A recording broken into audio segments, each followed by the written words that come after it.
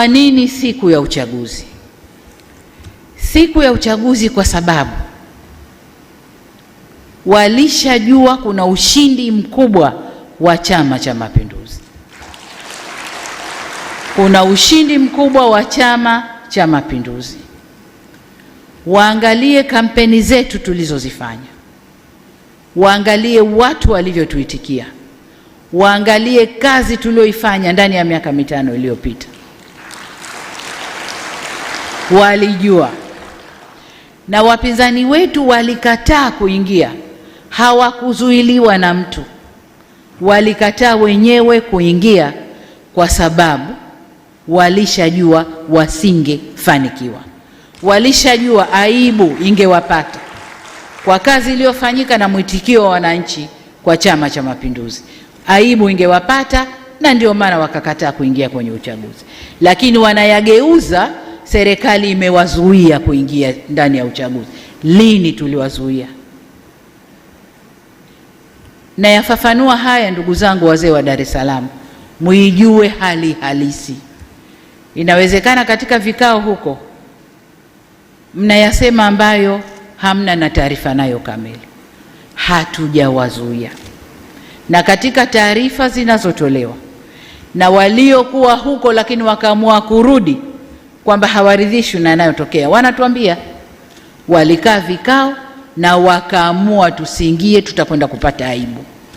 Lakini kwa kuficha aibu ambayo wangeipata, wamezusha hili lililotokea. Kwa nini siku ya uchaguzi? Haki gani inadaiwa siku ya uchaguzi? Kama kuna haki yoyote inadaiwa, hakuna siku nyingine, hakuna njia nyingine ya kudai hiyo haki mpaka yafanywe yale yaliyofanywa. Ni maswali ya kujiuliza.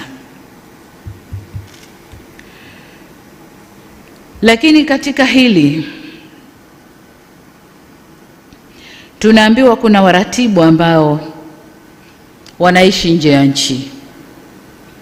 Wengine tunawajua, wengine hatuwajui.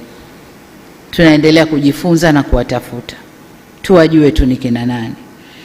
Sasa hebu watu wote hapa chini ya miaka 50 wasimame.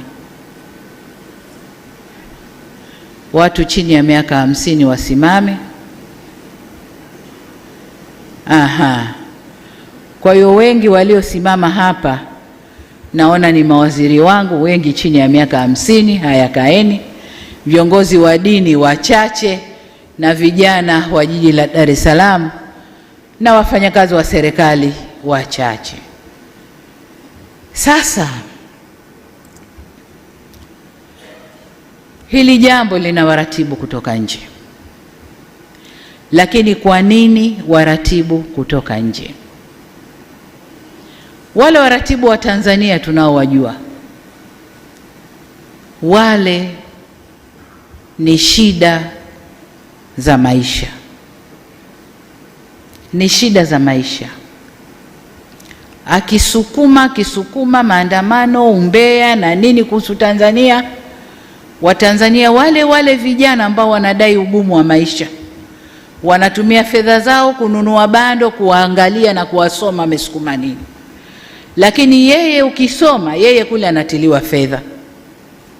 Kwa hiyo kimoja kinachowasukuma ni shida ya maisha.